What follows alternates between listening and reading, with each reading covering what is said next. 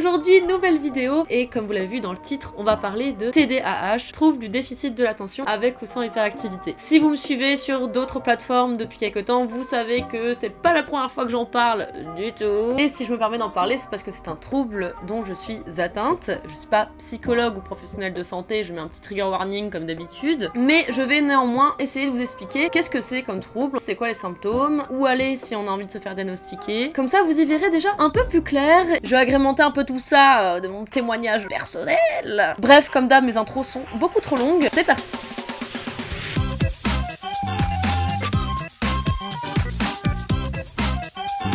Le TDAH, tout d'abord, c'est quoi? Comme je vous ai dit avant, c'est le trouble déficient de l'attention avec ou sans hyperactivité. C'est un trouble du neurodéveloppement qui affecte principalement, je vous laisse deviner, quel mot désigne les signes tangibles qui permettent à la police, Bastien? en plein dans le mille, l'attention, la concentration et pour certaines personnes, l'hyperactivité et l'impulsivité. Les indices. Oui, les indices.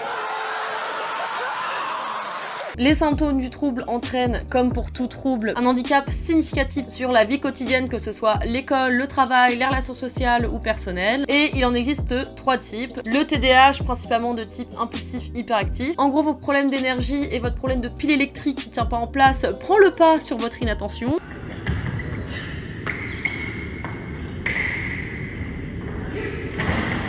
Le TDAH, principalement de type inattention, vos problèmes d'attention priment sur votre hyperactivité, voire vous n'en avez pas du tout.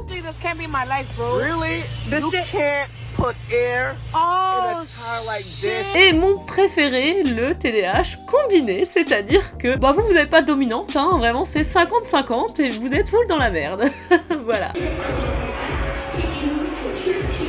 Vous avez donc les caractéristiques d'inattention et d'hyperactivité au même stade. Je vous laisse deviner dans quelle catégorie je fais partie. Je vous laisserai le mettre en commentaire. Ce sera le petit quiz. Waouh, je me saoule. La meuf, elle se croit dans Question pour un champion, là, ça a 2 minutes. Les symptômes de ce trouble apparaissent généralement avant l'âge de 12 ans, parce que c'est un trouble, comme je vous ai dit avant, du neurodéveloppement, donc pendant que votre cerveau est en train de se développer. Mais par contre, c'est très courant qu'on se fasse diagnostiquer qu'à l'âge adulte et pas en étant enfant, surtout pour les filles.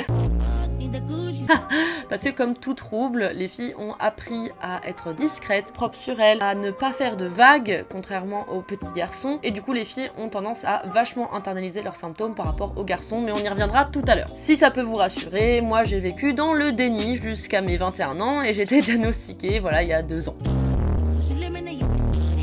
Là, vous vous dites, bon, c'est bien gentil, Harry, mais on sait ce que c'est le TDAH, nous, on veut savoir les symptômes, on veut savoir comment c'est censé impacter nos vies. Et bien, comme je vous ai dit avant, il y a la dominante inattention, la dominante hyperactivité et les deux combinés, donc on va avoir 2 blocs de symptômes. Le bloc d'inattention, le bloc d'hyperactivité. Et je pense que je vais dire ces 2 mots au moins 46 000 fois dans cette vidéo. Plutôt que de vous lire bêtement le DSM-5, chose que vous pouvez faire vous-même sur internet, je vous mettrai par écrit au bas de la vidéo chaque symptôme et chaque point décrit par le DSM-5 de la manière la plus littérale possible, je ne déforme rien. Mais ce qui va être intéressant, c'est que je vous montre des exemples personnels qui me sont arrivés par rapport à ces symptômes-là. Quand j'étais à l'école, j'avais beaucoup de problèmes pour répondre correctement aux questions dans les devoirs, pour lire jusqu'au bout et correctement ces putains de consignes.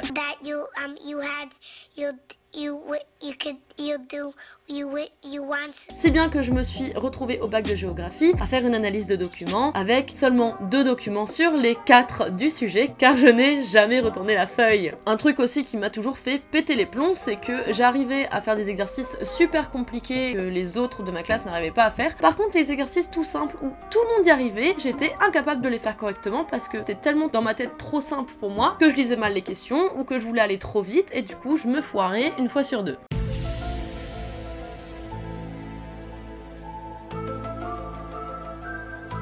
Dans le monde du travail, actuellement, c'est pareil. Avant que je commence à prendre ma Ritaline, j'étais en alternance dans le graphisme et quand vous avez une brochure à corriger en termes d'orthographe sur 10 pages, comment vous dire que la moitié des fautes n'étaient pas corrigées et ce n'était pas parce que j'avais des problèmes avec l'orthographe ou la grammaire française, mais juste parce que je ne les voyais pas. Pareil pour les corrections qui étaient demandées par mes clients, je lisais la moitié de ce qu'il fallait et après j'avais des retours en mode parce que je voulais aller trop vite, je commettais beaucoup d'erreurs et de de faute d'attention, même si j'essayais de me concentrer le plus possible. Et je tiens à préciser que ce n'est pas un problème de fainéantise ou justement d'attention légère en mode je fais pas gaffe, je suis tête en l'air ou quoi, non. À part si je suis en situation d'hyper focus ou alors de grosse compétition avec quelqu'un, c'était impossible pour moi de rester mon cul vissé sur une chaise pendant 1 heure à faire un Monopoly.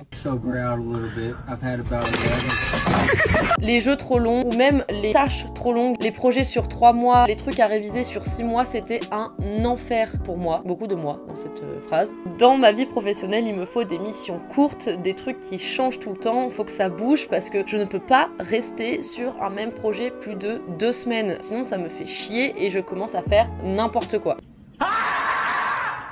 Et là encore, on parle pas de goût du challenge, on parle de quelque chose qui est vraiment viscéral. J'avais beau me mettre devant mon ordi pendant 2 heures, mon cerveau ne voulait pas. C'est-à-dire que je restais devant l'ordi à fixer le vide pendant au moins une demi-journée. Quand j'étais sur un projet qui vraiment me prenait la tête et qui m'intéressait pas, où ça faisait 3 semaines que j'étais dessus, mon cerveau ne voulait plus. Et c'était plus fort que moi, j'arrivais pas. Ça, c'est un gros souci dans ma vie sociale de tous les jours. Quand on me parle ou que j'ai une discussion avec quelqu'un, si vous voulez que je sois concentrée sur ce que vous êtes en train de me dire et que je sois vraiment impliquée, généralement, je suis en train de faire autre chose avec mes mains. Je sais pas, soit je suis sur mon téléphone, je regarde ailleurs, je joue avec mes doigts ou voilà. Mais je suis à fond dans l'histoire. Vraiment, ça m'aide à me concentrer. Même des fois, je dois dessiner en même temps pour écouter ou faire des tâches complexes quand il y a quelqu'un qui est en train de me parler d'un truc important ou de me raconter quelque chose. Alors que quand je dois vous regarder dans les yeux, ne rien faire d'autre que d'écouter ce que vous êtes en train de me raconter, c'est là où je n'écoute que dalle. Bon, ne pas suivre les instructions, ça rejoint ce que je vous ai dit un peu au début, où je lisais la moitié des consignes, et où je m'inventais aussi mes propres consignes quand ça me plaisait pas trop. La meuf avait pas compris le concept de l'école en fait. Mais au-delà de ça, ça reste très compliqué pour moi, que ce soit au travail ou dans ma vie perso, quand je commence un projet, de le finir. J'adore la partie de conception où tu dois imaginer un truc, la partie où t'es en train de le réaliser, mais du moment où on arrive sur de la finalisation et des petits détails, des trucs un peu chiants à régler, moi je suis plus là. Je n'arrive pas.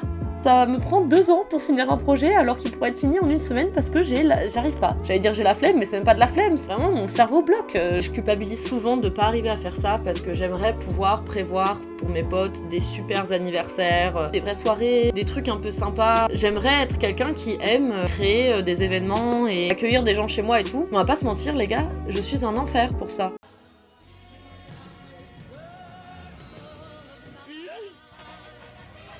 Je suis la pire personne pour recevoir des gens ou pour prévoir des trucs. Déjà, je sais pas pourquoi ça me fout une anxiété monumentale quand je sais que j'ai quelque chose à prévoir, que ce soit un cadeau, une soirée. J'ai l'impression qu'il y a tellement d'étapes et de tâches à réaliser, genre j'ai envie de qui, faut que je contacte tout le monde, faut que machin. Moi, je suis dépassée au bout de 40 secondes. Heureusement que mes potes sont plus organisés que moi parce que si ça tenait qu'à moi, quand je pars en vacances, je fais aucun planning de ce que je vais faire. Dites-vous que là, quand je suis partie cet été avec ma grand-mère à La Rochelle, c'est moi qui devais réserver le Airbnb. Je lui ai pas dit, mais j'ai réservé 2 jours avant qu'on parte. Et encore, c'est parce que j'avais la pression qu'on se retrouve à la rue. Mais j'aurais été toute seule, je l'aurais réservé le jour même. Je suis vraiment la pire organisatrice, que ce soit pour faire des activités ou autre. Je serais toujours la dernière à prendre le billet de train, les réservations. Juste, je laisse ça à des gens compétents parce que moi, ce n'est pas ma compétence principale. J'en ai plein d'autres, mais je sais que celle-là, c'est mort. Do the hokey pokey and turn your big ass around and get the fuck back to your fucking seat. The fuck is wrong with your ashy ass? Des fois, je me mets vraiment dans des situations mais de merde, juste parce que je n'arrive pas, ne serait-ce que pour l'administratif. Pour moi, c'est trop dur, il y a trop d'étapes, alors qu'en vrai, quand je le fais, je suis en mode, bah, t'abuses, genre c'était fait en 30 secondes, alors que je repoussais le truc depuis 2 mois et demi parce que ça me créait trop d'anxiété. Bon bah là, on peut continuer hein, clairement sur tout ce qui est administratif et tout. Déjà, dites-vous que là où j'étais la plus nulle à l'école, c'était le calcul mental, et ça reste pour moi encore aujourd'hui le truc le plus compliqué. Mon cerveau n'est pas logique, quand je fais des opérations dans ma tête, je les visualise et j'essaye de trouver la manière la plus rapide d'arriver au résultat, mais le temps que je fasse ça, ça met 40 plombes et j'ai le résultat dans 1h30.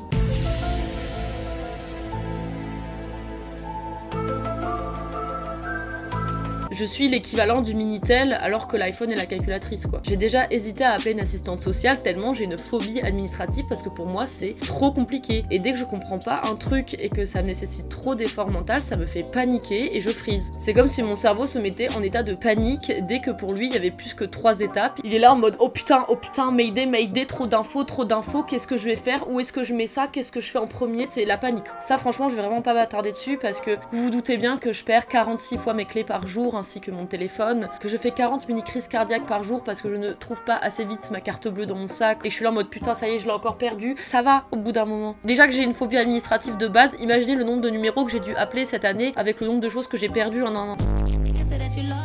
J'ai dû porter plainte 2 fois au commissariat pour vol, alors que je sais même pas s'ils sont vraiment volés, ça se trouve ils sont perdus. Et je vous jure que c'est pas être juste tête en l'air parce que j'en ai rien à faire ou quoi. Mes parents pensaient quand j'étais petite que j'oubliais mes affaires et que je les perdais parce que juste c'était pas moi qui les achetais, donc je m'en foutais de la valeur qu'ils avaient. Et en plus je sais qu'ils regardent mes vidéos. Croyez-moi, encore aujourd'hui je perds 46 objets par mois et ça me saoule parce que j'ai une perte matérielle je pense par mois d'au moins 60 balles. Et vous imaginez pas la frustration et la culpabilisation que vous avez quand vous avez un TDAH de perdre quelque chose, parce que être tête en l'air c'est genre perdre de temps en temps des trucs ou les oublier chez vous, être là en mode ah merde bon bah ça fait chier, oh j'ai encore oublié ça, bon bah c'est chiant. Non, quand vous êtes TDAH et que vous oubliez un truc, vous êtes en train de pleurer, position fétale, à la limite faire une crise de panique parce que vous en avez marre d'être comme ça. Toujours tout oublier, que vous vous trouvez nul de pas être capable de juste penser à un truc qui est censé être essentiel pour vous, et vous vous dites mais comment j'ai pu faire pour partir de chez moi ou laisser ça au travail ou dans un bar alors que c'était essentiel genre à ma vie quoi. Pardon, je suis un peu trop impliquée émotionnellement mais je vous jure moi ça me rend tarée, hein. C'est un des symptômes qui me fait le plus chier dans la vie de tous les jours. Voilà, ça c'est pour la partie inattention.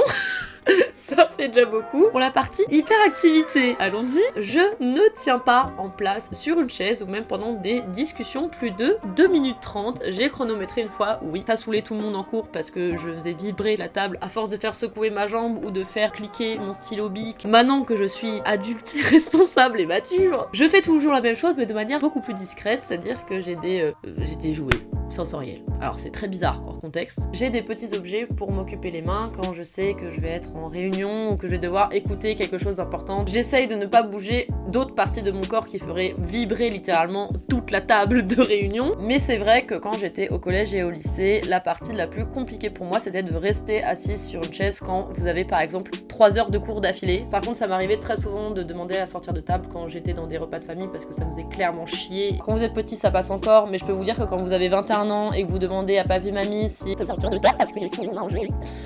ça passe un peu moins. Et comme dit, j'ai jamais été vraiment confrontée à ça parce que je me suis rapidement rendu compte quand j'étais jeune que j'avais un problème avec le fait de rester assise ou en place, même si j'arrivais pas à mettre un mot dessus.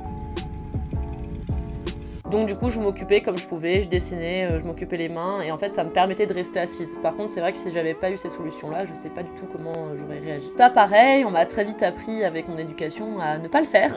Mais par contre je sollicitais beaucoup trop mes parents pour sortir, faire des activités tout le temps parce que je supportais pas de rester à rien faire ou de juste être dans le canapé à regarder des séries. Fallait que j'aille me défouler dehors dans mon quartier à faire des tours de vélo pendant 2h30 tous les jours.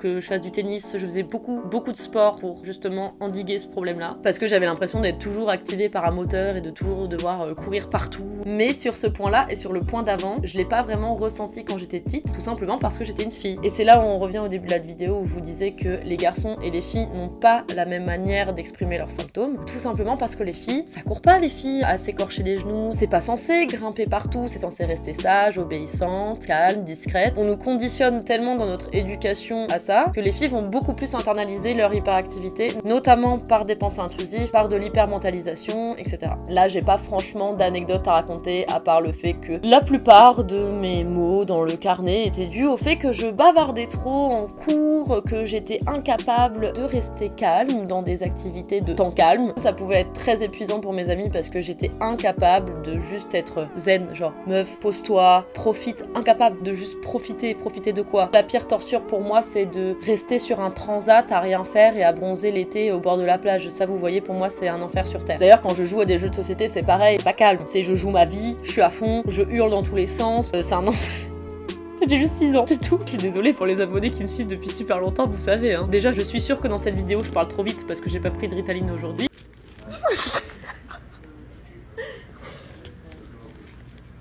Je mouline, je parle, c'est un enfer. Ma vidéo de rush va encore durer 1 heure, ça va me faner le cul parce que je mets 4000 ans à monter cette vidéo. Ça aussi, c'est un problème que j'aimerais bien gommer, même si je fais vachement gaffe ces derniers temps, plus que les autres années où j'avais ce trouble. J'ai tendance à beaucoup couper la parole aux gens quand ils parlent, et c'est pas de manière négative, c'est vraiment juste parce que je suis intéressée par la discussion. Si je ne suis pas en train de couper quelqu'un dans cette discussion, c'est qu'en fait elle m'intéresse pas, mais ça doit être horrible pour les gens en face de parler avec moi. Parce que quand je suis impliquée dans une discussion avec quelqu'un, j'ai tellement envie de réagir à ce qu'il dit tout de suite, ça va tellement vite dans mon cerveau tout le temps, que j'ai tendance à parler avant de réfléchir et avant d'attendre que la personne ait fini de parler. Et j'ai tendance d'ailleurs aussi à finir les phrases des gens souvent, ce qui est assez agaçant. Et je travaille dessus, hein, vraiment, hein, je fais gaffe. Quand j'étais plus petite aussi, effectivement, j'avais tendance à me mêler des conversations qui me concernaient pas. J'entendais des gens parler et puis ça m'intéressait, j'avais un avis dessus, donc j'allais leur dire « Ah mais oui moi aussi, machin » et puis ils me regardaient en mode « Mais elle veut quoi elle ?» J'étais la meuf relou de la classe qui venait rajouter son petit grain de sel en mode « Vous parlez de quoi ?» Un sup la meuf. Enfin voilà, une amie de qualité au final. Non mais vraiment je vous jure je travaille dessus. Et ça va vraiment mieux comparé à il y a quelques années. Les queues, les files d'attente, toutes les choses où il faut attendre plus de 10 minutes, c'est impossible. Et encore comparé à d'autres amis qui ont le même trouble, je pense être assez patiente, parce que j'ai quand même un ami qui ne va pas attendre plus de 30 minutes dans une queue d'attraction, il se reconnaîtra, parce que sinon il pète les plombs. Je suis allée au parc Astérix avec un de mes meilleurs amis qui est aussi TDAH. C'était une expérience qu'il faut pas faire si vous avez pas un coup de fil, hein. Les 1h30 d'attente pour chaque attraction, je pense qu'on aurait pu se tuer 4 fois avant d'aller dans l'attraction. Pareil, quand il fallait répondre à des questions en cours, j'avais du mal à attendre qu'on me donne la parole quand je levais la main. Non, il fallait que je parle. Ah, j'étais vraiment un sup, hein. C'est chaud. Pareil, je sais pas, quand on doit faire un quiz et que chacun doit donner une réponse. Ouais, j'ai du mal à me contenir, quoi. Exemple très bête, le bowling quand vous êtes 5 à jouer. Mais moi, ça me fait péter les plombs de regarder les 4 autres jouer comme ça et d'attendre 10 minutes à chaque fois pour lancer ma boule. Donnez-moi une piste à moi toute seule, hein. Moi ça me va, hein. Voilà, j'ai un petit souci avec la notion d'attente. Peut-être. Je le répète, pour que ça corresponde à ce trouble-là, il faut que les symptômes aient commencé à apparaître avant l'âge de 12 ans, qu'ils soient récurrents, que ça dure depuis plus de 6 mois, que ce soit un handicap significatif dans votre vie. De toute façon, si vous êtes atteint de ce trouble, vous le savez tout de suite parce que c'est tellement handicapant qu'on n'attend pas, une fois qu'on a conscientisé, 46 000 ans avant d'aller voir un professionnel de santé. Et justement, je le répète aussi, je ne suis pas professionnel de santé, donc qui on va voir pour être sûr en fait qu'on a ce trouble-là et pour avoir une prise en charge correcte, quelque chose qui vous aide à avancer et à un peu apprivoiser ce trouble. Parce que oui, on n'est pas obligé de prendre de la Ritaline et des médicaments, faut savoir que le TDAH ça reste un spectre, chacun le vit différemment, chacun a son propre ressenti, il y a des gens qui vont être très impactés par ce trouble, pour qui ça va être impossible de vivre sans Ritaline parce que leur cerveau est... Voilà. É o brabo da putaria.